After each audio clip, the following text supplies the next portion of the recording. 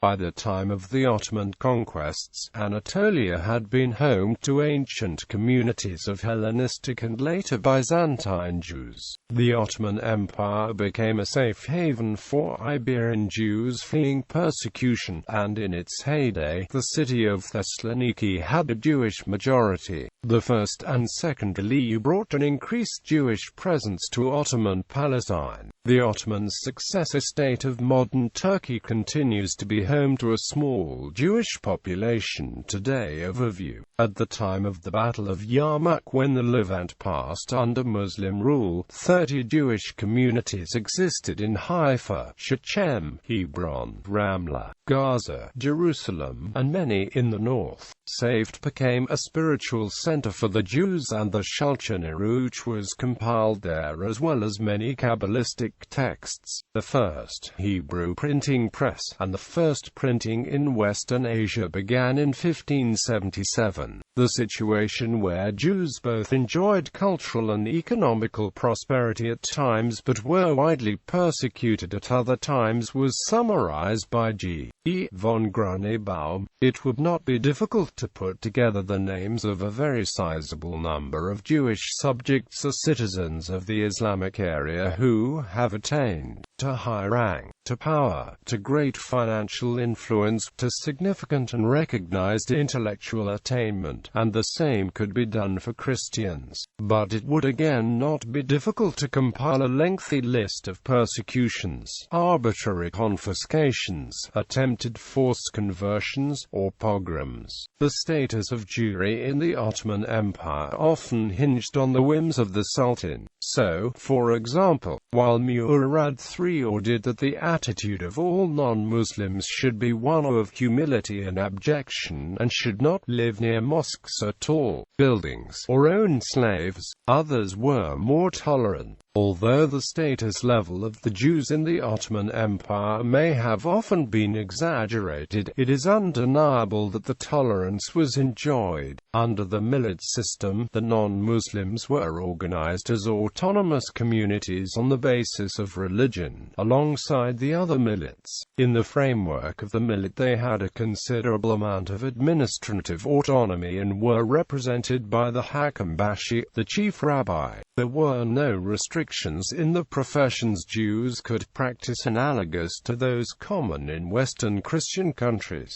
There were restrictions in the areas Jews could live or work, as there were on Ottoman subjects of other religions. Like all non-Muslims, Jews had to pay the harak and faced other restrictions in clothing, horse riding, army service, etc. But they could occasionally be waived or circumvented. Jews who reached high positions in the Ottoman court and administration include Mehmed II's Minister of Finance Hakim Yakup Pasha, his Portuguese physician Moses Hammond, Murad II's physician Ishak Pasha, and Abraham de Castro, the master of the mint in Egypt. Classical Ottoman period. The first Jewish synagogue linked to Ottoman rule is Etz Hayam in Bursa, which passed to Ottoman authority in 1324.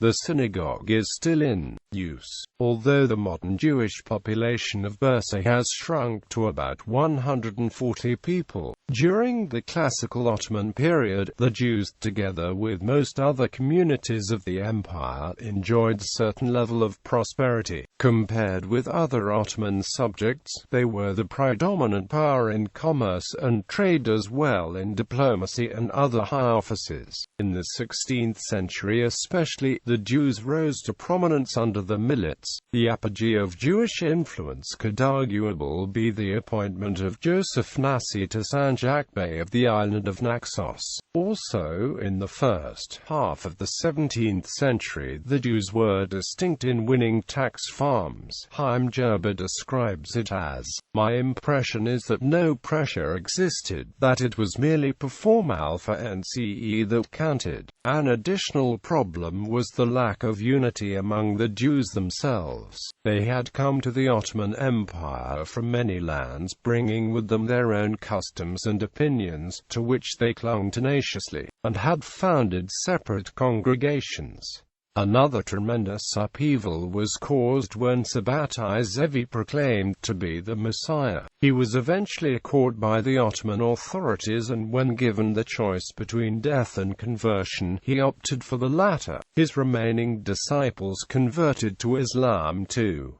The descendants are today known as Donma. Resettlement of the Romaniots. The first major event in Jewish history under Turkish rule took place after the empire gained control over Constantinople. After Sultan Mehmed II's conquest of Constantinople, he found the city in a state of disarray. After suffering many sieges, a devastating conquest by Catholic Crusaders in 1204, and even a case of the Black Death in 1347, the city was a shade of its former glory. As Mehmed wanted the city as his new capital, he decreed the rebuilding of the city, and in order to revivify Constantinople, he ordered that Muslims, Christians and Jews from all over his empire be resettled in the new capital. Within months, most of the empire's Romaniot Jews from the Balkans and Anatolia were concentrated in Constantinople, where they made up 10% of the city's population. But at the same time, the forced resettlement, though not intended as an anti-Jewish measure, was perceived as an expulsion by the Jews. Despite this interpretation, however, the Romaniots would be the most influential community in the empire for several decades, until that position would be lost to a wave of new Jewish arrivals. Influx of Sephardi Jews from Iberia. The number of native Jews was soon bolstered by small groups of Ashkenazi Jews that immigrated to the Ottoman Empire between 1421 to 1453. Among these new Ashkenazi immigrants was Rabbi Yitzhak Sarfatti, a German-born Jew whose family had previously lived in France, who became the chief rabbi of Edion and wrote a letter inviting the European Jewry to settle in the Ottoman Empire, in which he stated that Turkey is a land wherein nothing is lacking, and asking, "Is it not better for you to live under Muslims than under Christians?" The greatest influx of Jews into Asia Minor and the Ottoman Empire occurred during the reign of Mehmed the Conqueror's successor, Bayezid II. After the expulsion of the Jews from Spain and Portugal, the Sultan issued a formal invitation to Jews expelled from Spain and Portugal, and they started arriving in the empire in great numbers. A key moment in Judeo-Turkic relations occurred in 1492, when more than 150,000 Spanish Jews fled the Spanish Inquisition, many to the Ottoman Empire. At that point in time, Constantinople's population was a mere 70,000 due to the various sieges of the city during the Crusades, the so-called Black Death of the 14th century, and the Ottomans' military conquest of Constantinople. So this historical event was also significant for repopulation of the city. These Sephardic Jews settled in Constantinople as well as Salonika. The Sultan is said to have mocked the Spanish monarch's lack of wisdom. "Ye call Ferdinand a wise king, he who makes his land poor and ours rich." The Spanish Jews were allowed to settle in the wealthier cities of the empire, especially in the European provinces, western and northern Anatolia, but also in the Mediterranean coastal regions. Izmir was not settled by Spanish Jews until later. The Jewish population at Jerusalem increased from 70 families in 1488 to 1,500 at the beginning of the 16th century. That of Safed increased from 300 to 2,000 families and almost surpassed Jerusalem in importance. Damascus had a Sephardic congregation of 500 families.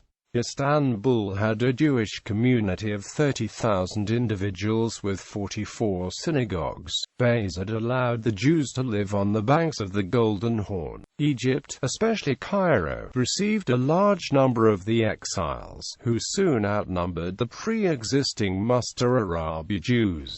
Gradually, the chief center of the Sephardic Jews became Salonika, where the Spanish Jews soon outnumbered the pre-existing Jewish community. The Jews satisfied various needs in the Ottoman Empire. The Muslim Turks were largely uninterested in business enterprises and accordingly left commercial occupations to members of minority religions. They also distrusted the Christian subjects whose countries had only recently been conquered by the Ottomans, and therefore it was natural to prefer Jewish subjects to which this consideration did not apply. Banking and finance. In the 16th century, the leading financiers in Istanbul were Greeks and Jews. Many of the Jewish financiers were originally from Iberia and had fled during the period leading up to the expulsion of Jews from Spain. Many of these families brought great fortunes with them. The most notable of the Jewish banking families in the 16th century Ottoman Empire was the Marani banking house of Mendes, which moved to and settled in Istanbul in 1552 under the protection of Sultan Suleiman I the Magnificent. When Alvaro Mendes arrived in Istanbul in 1588, he is reported to have brought with him 85,000 gold ducats. The Mendes family soon acquired a dominating position in the state finances of the Ottoman Empire and in commerce with Europe. 17th century. Friction between Jews and Turks was less common than in the Arab territories. Some examples. In 1660 or 1662, under Mehmet IV, the city of Safed, with a substantial Jewish community, was destroyed by Druses over a struggle for power. In 1678, Mehmet IV ordered the banishment of the Jews of Yemen to the Morza Desert, an event which remains in the collective memory of Yemeni Jews as a great tragedy. 18th and 19th centuries. The history of the Jews in Turkey in the 18th and 19th centuries is principally a chronicle of decline in influence and power. They lost their influential positions in trade mainly to the Greeks, who were able to capitalize on the religio-cultural ties with the West and the trading diaspora. An exception to this theme is that of Daniel de Fonseca, who was chief court physician and played a certain political role. He is mentioned by Voltaire, who speaks of him as an acquaintance whom he esteemed highly. Fonseca was involved in negotiations with Charles XII of Sweden. Ottoman Jews held a variety of views on the role of Jews in the Ottoman Empire, from loyal Ottomanism to Zionism. Emanuel Karasu of Salonika, for example, was a founding member of the Young Turks, and believed that the Jews of the empire should be Turks first, and Jews second.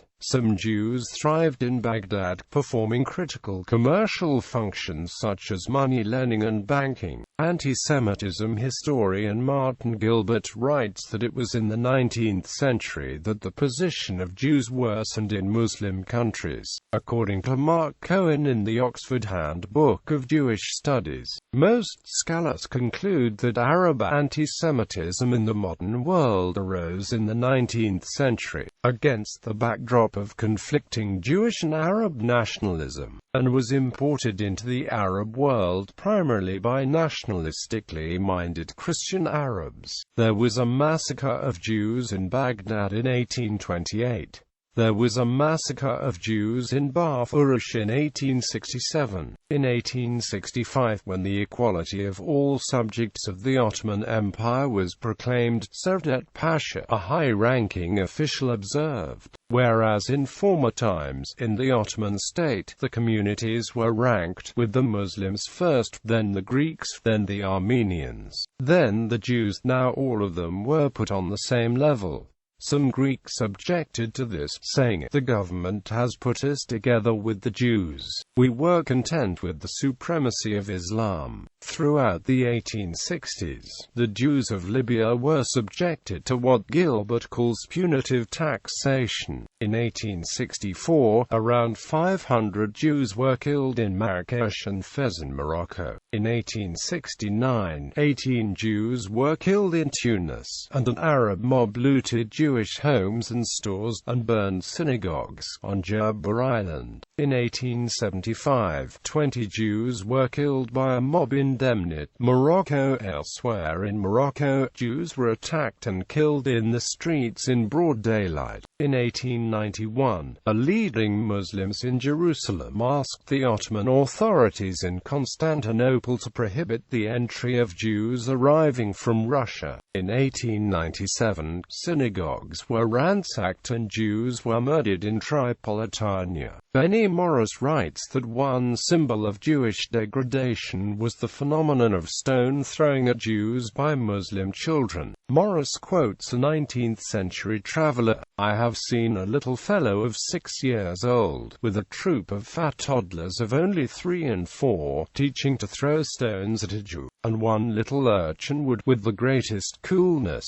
waddle up to the man and literally spit upon his Jewish gabardine. To all this the Jew is obliged to submit. It would be more than his life was worth to offer to strike a Mohammedan." The overwhelming majority of the Ottoman Jews lived in the European provinces of the empire. As the empire declined, however, the Jews of these regions found themselves under Christian rule. The Bosnian Jews, for example, came under Austro-Hungarian rule after the occupation of the region in 1878. The independence of Greece, Bulgaria and Serbia further lowered the number of Jews within the borders of the Ottoman Empire.